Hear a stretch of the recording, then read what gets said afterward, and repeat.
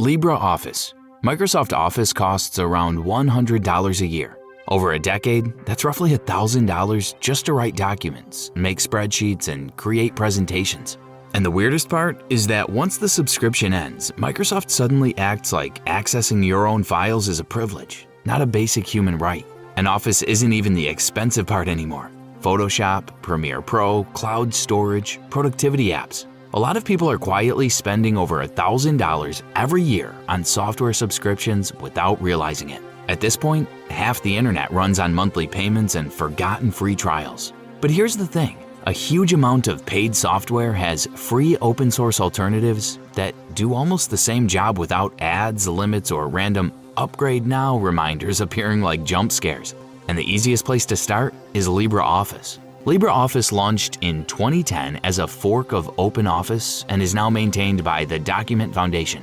It includes Writer for documents, Calc for spreadsheets, Impress for presentations, plus tools for databases, diagrams, and equations. Basically the entire Microsoft Office lineup, except nobody's asking for your credit card every 30 days. It opens and saves Word, Excel, and PowerPoint files, works fully offline, needs no account, and doesn't quietly send telemetry data into the void. Entire governments, including parts of France's military and Italy's defense ministry, have switched to it. And honestly, for 99% of users, it does everything they actually need. The only real limitation is that advanced Excel macros and complex PowerPoint animations can sometimes behave a little differently. But for students, freelancers, and small businesses, LibreOffice replaces a yearly subscription bill with exactly $0, which is a very competitive price. VLC Media Player. Most media players are fine, until you try opening one weird file. That's usually the moment everything falls apart. Windows says the format isn't supported. QuickTime gives up immediately. And suddenly, you're downloading something called Ultra Codec Player Pro Final _V7 from a website that looks medically unsafe. And this is exactly why VLC Media Player exists. VLC started in 2001 as a student project at École Centrale Paris, and somehow turned into the media player almost everyone eventually installs after their default one disappoints them. Its main advantage is simple. It plays basically everything. MP4, MKV, AVI, FLAC, MOV, obscure formats from 2006 that were probably created by one camcorder company and then abandoned forever. VLC opens them without complaining. And somehow it does all of this while staying incredibly lightweight. The entire program is under 50 megabytes and runs perfectly on machines that sound like they're fighting for survival every time a browser tab opens. But most people only use about 10% of what VLC can actually do. It can convert video and audio files, stream media over a network, sync subtitles frame by frame, record your screen, rip DVDs, and even play YouTube links directly inside the app. VLC isn't just a media player anymore. It's basically a Swiss Army knife for video files. Even the traffic cone logo has lore behind it. It came from the developers apparently collecting traffic cones during university, which somehow makes perfect sense for VLC's energy. And honestly, the best description of VLC is this. If a file exists, VLC will probably play it. It's the cockroach of media players. Impossible to kill, works everywhere, and survives every format war humanity invents. DaVinci Resolve. For years, professional video editing basically meant paying Adobe every month and pretending the crashes were part of the creative process. Then there's DaVinci Resolve. Resolve is made by Blackmagic Design, which is a real profitable company that, for some reason, gives away one of the most powerful editing suites on the planet completely free. And not free trial free, actually free. What makes Resolve different is that it isn't just one tool. It's basically 4 professional apps fused together into a single program. You get video editing similar to Premiere Pro, Fusion for motion graphics and visual effects like After Effects, Fairlight for professional audio work, and the industry's favorite color grading system. The color tools are the big one here. Entire Hollywood films, including movies like John Wick, La La Land, and Deadpool, were color graded in Resolve. And the wild part is that the free version already includes around 95% of what most people need. The paid studio version mainly adds advanced noise reduction, some AI features, and a few higher-end export options. So yes, Technically, you can download free software today and edit a movie with the same platform used in actual cinema productions, which feels slightly unfair to everyone still paying monthly subscriptions. The downside is that Resolve expects your computer to have a decent GPU, and the learning curve is very real. Opening it for the first time can feel like accidentally entering a NASA control room. But for YouTubers, students, filmmakers, and content creators, this replaces editing, VFX, audio, and color software that would otherwise cost hundreds of dollars every year. OBS Studio. If you've ever watched a live stream, gaming video, podcast, tutorial, or apology video filmed with suspiciously good lighting, there's a very high chance it was running through OBS Studio. Released in 2012, OBS became the standard tool for streamers because it solved a simple problem. People needed professional video production without spending television studio money. And somehow the free open source option ended up being better than most paid competitors. OBS works through a scene-based system. You can layer your screen capture, webcam, browser tabs, overlays, alerts, images, audio sources, basically anything, and switch between them live. It turns your computer into a real-time production studio instead of just the thing with Chrome open. It records in extremely high quality, it streams to almost every platform, and has a massive plugin ecosystem.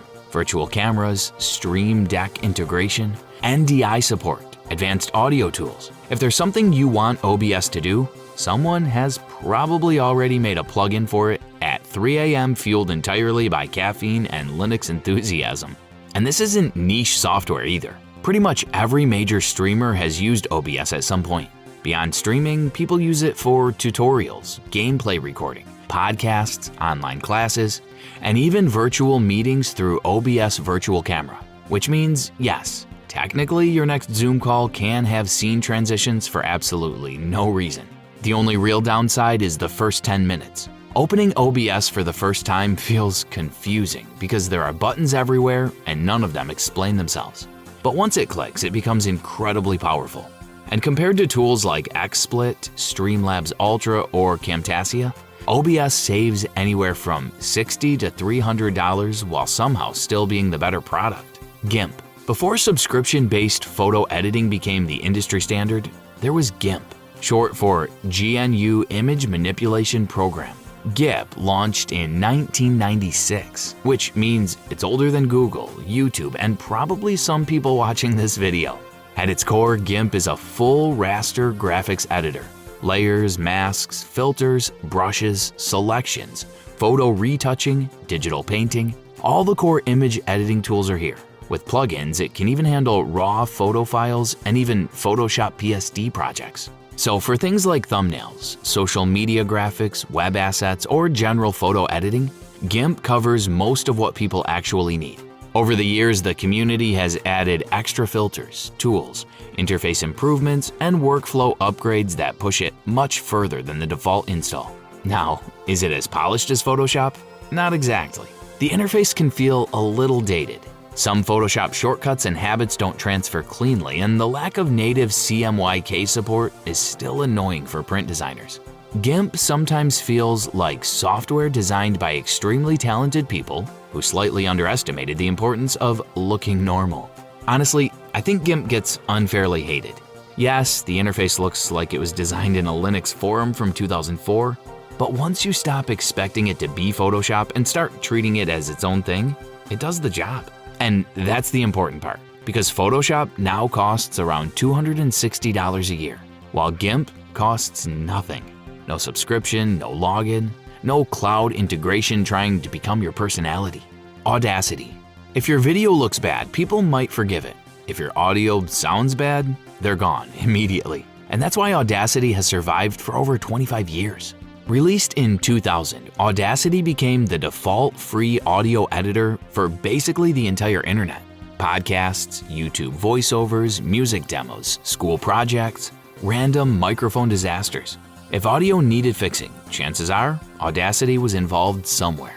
At its core, it's a multi-track audio editor and recorder. You can cut clips, remove background noise, normalize volume, apply EQ and compression, add effects, and clean up recordings that sounded terrible 5 minutes earlier. It also exports to pretty much every format people actually use. including MP3, WAV, FLAC, and OGG.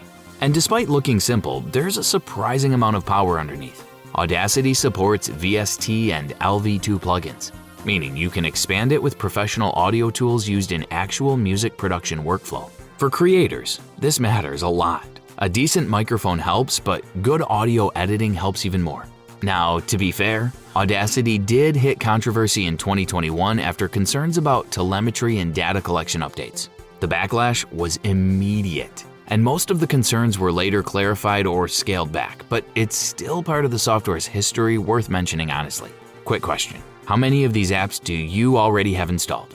Drop the number in the comments, and if this video is genuinely saving you money, hit the like button. It actually helps the channel a lot.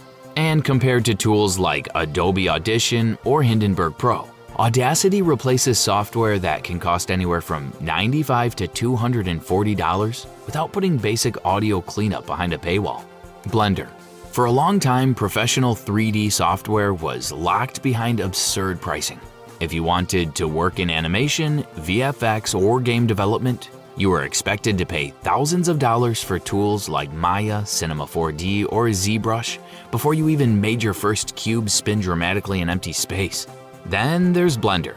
Blender started in 1994 at a Dutch animation studio, and in 2002 it became open source after the community literally crowdfunded 100,000 euros to free the software, which is still one of the most dramatic save the app moments in tech history. Today, Blender is a complete 3D production pipeline. Modeling, sculpting, rigging, animation, simulations, rendering, video editing, even 2D animation through Grease Pencil. It's all built into one application. And this isn't hobby software anymore. Blender has been used in real productions, including shots in Spider-Man Across the Spider-Verse, while Netflix's Next Gen was made entirely in Blender. It also includes two powerful render engines, Cycles for realistic rendering and Eevee for fast real-time previews. The catch is the learning curve. Blender is absolutely the hardest program on this list to learn. Opening it for the first time feels like someone handed you the cockpit of a 747 and walked away. There are buttons inside of buttons, menus that lead to menus. It's genuinely overwhelming, but the people who push through end up making things that look like Pixar shorts. Blender replaces software suites that can cost thousands every year. And somehow, the free part still surprises people. Obsidian. Most note-taking apps today want your notes in the cloud, connected to an account, synced through a subscription, and somehow also integrated with AI for reasons nobody asked for. Obsidian goes in the opposite direction. Released in 2020 during the whole second brain productivity movement, Obsidian became popular because it treats your notes like actual files instead of content trapped inside a service.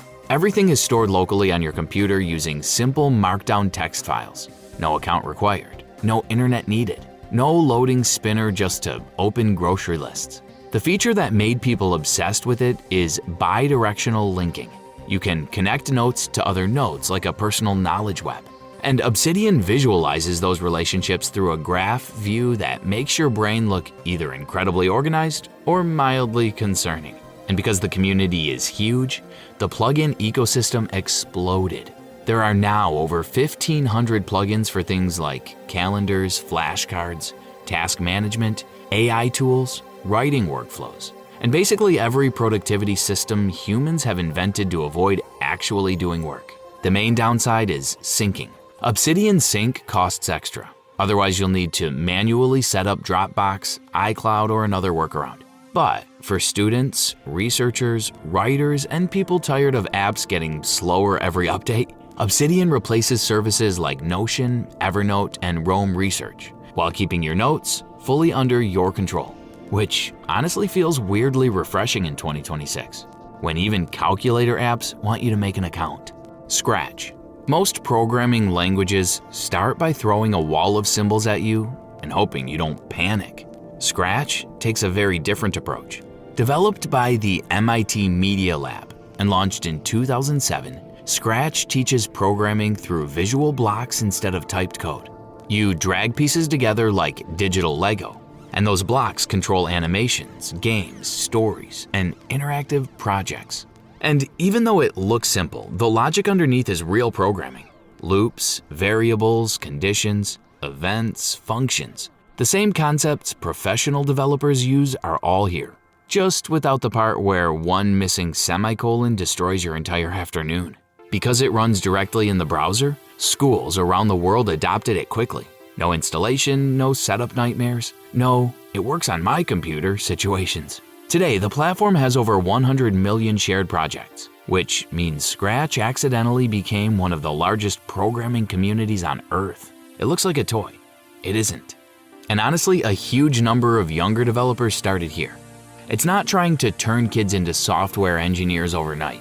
It's teaching computational thinking in a way that actually feels approachable. So while paid coding platforms charge yearly subscriptions for beginner programming lessons, Scratch gives people a real first step into coding completely free. And for a lot of developers, this is where the entire rabbit hole started. Godot. For years, indie game development was dominated by Unity and Unreal Engine. Then, Unity made one very impressive business decision in 2023. It united the entire game industry against Unity. That controversy pushed massive attention toward Godot, an open-source game engine that had quietly been growing for years. Godot uses the MIT license, which basically means you can build and sell games with it and pay absolutely nothing in royalties. No revenue cuts, no surprise fees, no executives suddenly inventing new pricing rules at 2 a.m. The engine supports both 2D and 3D development and uses a scene and node system that makes projects surprisingly organized once it clicks. Developers can use GDScript, which feels similar to Python, or switch to C# if they prefer. And this isn't just experimental indie software anymore. Games like Cassette Beasts, Brotato, and Dome Keeper shipped successfully using Godot. Now, to be fair, Godot's 3D tools still lag behind Unreal Engine in some areas, and its ecosystem is smaller than Unity's. But for indie developers, hobbyists, and smaller studios, the trade-off is worth it. Because Unity Pro costs thousands per year. Unreal takes royalties after a revenue threshold. Godot takes nothing, ever, which suddenly became a very attractive feature after 2023. Godot is the most quietly important project on this entire list. Not because it's the best at everything, it isn't, but because it's the only major engine where the people making games actually own what they make. That used to be normal. It isn't anymore. Honorable mentions. Handbrake. If you've ever recorded a video and somehow ended up with a 10 GB file for 3 minutes of footage, you already understand why Handbrake exists. Handbrake is a free video converter and compressor that takes massive files and shrinks them down dramatically while keeping quality surprisingly intact. It supports batch processing, device presets, codec conversion. This is the tool people used before uploading to YouTube. Instead of paying for converters like Movavi or Wondershare UniConverter, Handbrake does the same job for free. 7-Zip. At this point, 7-Zip is less of an app and more of a survival requirement for using Windows. It's a file compression tool that opens basically every archive format: zip, rar, tar, ISO, and its own 7Z format, which usually compresses files even better than normal zip folders. It also supports encryption and password-protected archives. So, whether you're extracting downloads, compressing folders, or opening random files from the internet that look slightly suspicious, 7-Zip is the tool quietly doing the work in the background. And unlike WinRAR, 7-Zip is actually free. Not free if you ignore the pop-up for the next 14 years. And when you add all of this together, the numbers get kind of ridiculous.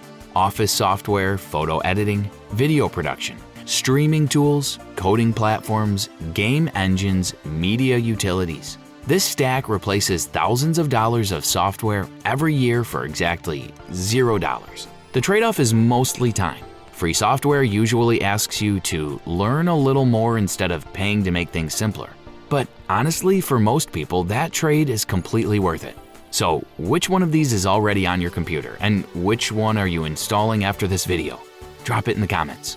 If this finally made the free software world make sense, hit subscribe so you don't miss the next one. Now, here's the thing. You just learned about the free apps you actually need, but there's one free app sitting on every device you own that almost nobody picks intentionally: your browser. Chrome, Edge, Safari, Firefox, Brave, Arc. Most people just use whatever came pre-installed and never question it. And that decision is quietly affecting your privacy, your speed, and how much of your data ends up somewhere you don't authorize. That's exactly what we're covering next. Every web browser explained simply, what each one actually does, who it's built for, and which one you should genuinely be using in 2026. Click the video on screen right now, and I'll see you there.